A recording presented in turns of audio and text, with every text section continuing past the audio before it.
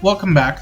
So now we got the new Engage banner, everything's out, and we just learned, or I guess it was pretty much expected, that Alear's support can be provided to any unit that she's supported with. It doesn't matter if they're incompatible with the actual skill, as long as they are supported, they can still use it. And because of that, I think there's actually a lot of stuff you can do with Alear as a support unit. And I did want to do a quick overview of the charge effect that you can grant to any unit, and the best case usage with it. So yeah, that's really what it's going to boil down to. Before we do discuss a lot of the notable stuff, I do at least want to discuss what the actual effect is, and the differences you'll find between that and maybe something like Tempest. Charge essentially grants any unit the ability to warp up to 3 tiles in front of them in a cardinal direction. As long as it's in a cardinal direction, they can move up to 3 spaces. However, it still retains a lot of the same properties as you would see with pretty much every other skill, in the sense that if you were to give this to a cavalry, for example, they can't walk through trees as they normally can't walk through trees. However, they can go through trenches with it. I'll go into that in a bit, but you're basically playing with the same rules as if you didn't have charge to begin with.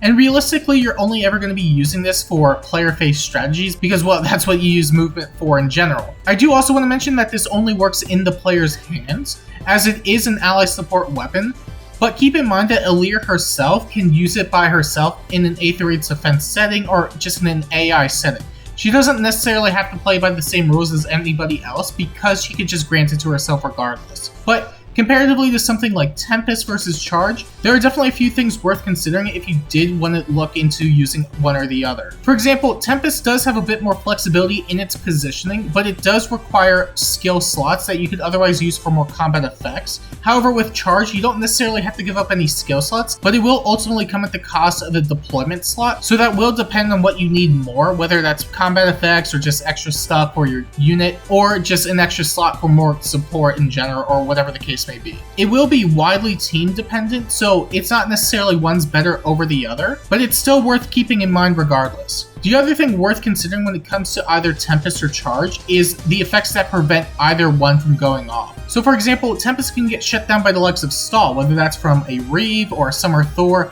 the latter being extremely common in modes such as Summoner Duels. Meanwhile, with Warp Prevention, it's not nearly as common, but the units that do have it can easily shut it down whenever possible. And really that just boils down to Gatekeeper and Legendary Myrrh. The former most people don't really use, but is arguably more consistent in just shutting down the strategy because it doesn't require a start of turn effect, whereas Legendary Myrrh does have better combat prowess at the cost of having to wait a turn, but that won't necessarily matter in modes such as Summoner Duels because everything happens at once. Regardless, these are things worth considering, especially on units that have access to both. And with all the preface stuff out of the way, we may as well discuss the best use cases for all of these, including ranged units in general and fixed Canto users. Ranged units in general can't really use stuff like Tempest or Assault Troop because they are melee locked, so having the ability to have an extended range for what could easily be something like an AoE special or a Deadeye Vantage setup for Duo Crom, the sky's the limit for what you can easily put on there.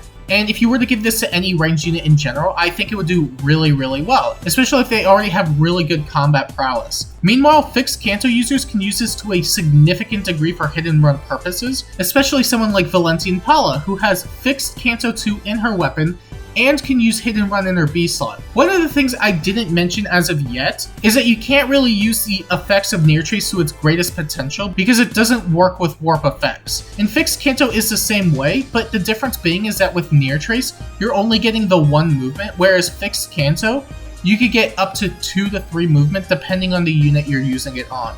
So for Valentian Pala in particular, she could use Hit and Run with Canto 2. She can teleport 3 spaces in and then teleport 3 spaces out whenever necessary. And I think if you were to find someone akin to that, or just even use Pala if you want, you're going to find a lot of success with it. Other notable strategies include Gale Force and Gravity Bypass, the latter which is arguably going to be the most interesting in my opinion. Gale Force is pretty standard, we sort of brought mention to it earlier, but the difference here is that with Charge being granted as an external effect, you can then run a different C slot for something that allows for Gale Force compositions to function way more consistently, whether that's with Savage Blow. So for example, you could give this to someone like Summer Edelgard, and even though she already comes with Assault Troop, you are then able to swap out her C slot for something like Savage Blow, so that way she could secure kills much more often, and it'll help allies take kills much more easily, which is why I do think if you are able to swap out your C slot for something that can help the whole team in that regard, it's definitely going to be really, really beneficial. And then with Gravity Bypass, this is still a bit more niche in retrospect, but for the units that are affected by gravity in some regard, this can actually be amazing for hit and run strategies or simply just flexibility and movement. So for example, Legendary Leaf does have his 2 cooldown Gale Force, which does inflict gravity on the unit after combat if it triggers, which means that his hit and run capabilities is going to be a lot more limited in scope. However, Assault Troop does bypass the likes of gravity, meaning that if you are able to Gale Force with Legendary Leaf, you could still run away with 3 movement, as if he weren't affected by gravity movement, which is insane. And you could also use this with the likes of Marion's Requiem Dance, where if the unit does get danced and they are gravitied, and they so happen to have the Assault Troop effect, then they can still move with 3 movement, which is really good. And beyond that, you could either use this for just trench hopping or mixed phase rolls. Trench hopping in general can be really beneficial, especially for maps that tend to place a crux on cavalry units that could otherwise move in and get out with relative ease. And while they already do have the 3 movement to work with, it can easily get tampered with if there is a trench, meaning that their movement gets completely dumpstered in an instant. So by bypassing a trench with something like Assault Troop, you can actually plan for something that either surprises an opponent in something like Summoner Duels, or just a lot more flexibility in positioning. And other than that, you could try for some mixed phase rolls, and this might be a bit more limited in scope because there aren't a lot of units that may necessarily want something like a heavy player phase and they can function really well in an enemy phase. Although there are still units that can take advantage of it nonetheless, such as Winter Marth, who can go in, attack with Daring Fighter or whatever the case may be. You can repo him out with any sort of unit, and then during the enemy phase, he can act as a Farseid Vantage unit. And I guarantee that there's a lot of other units that can take advantage of stuff like this, but it will wholly depend on either what the game mode is or just the unit in general, because I do think for what it's worth, this might be a bit more limited in scope. But for the units that can use it, I guarantee you they're going to use it well. And these are going to arguably be some of the most effective strategies that you can use with the charge effect. And assuming that a lot of people are probably going to be pulling for Alear anyway, I highly recommend just trying it out. You may end up finding something that you really enjoy out of it, and it could just lead to just more fun times in the game. I did also talk about this in previous videos, but I do think going forward, Gale Force strategies are going to be more than likely the most dominant strategy, at least when it comes to stuff like Aether Raids, because there's too many things that just stop enemy phase strategies, especially on Dark. You know, you have Catria Balls and Emblem, which it's a recipe for disaster. There's like barely anything that could counter that stuff in the enemy phase. However, for the time being, you're not really going to be seeing a lot of Gatekeepers on defense, and you may not even see them after his refine.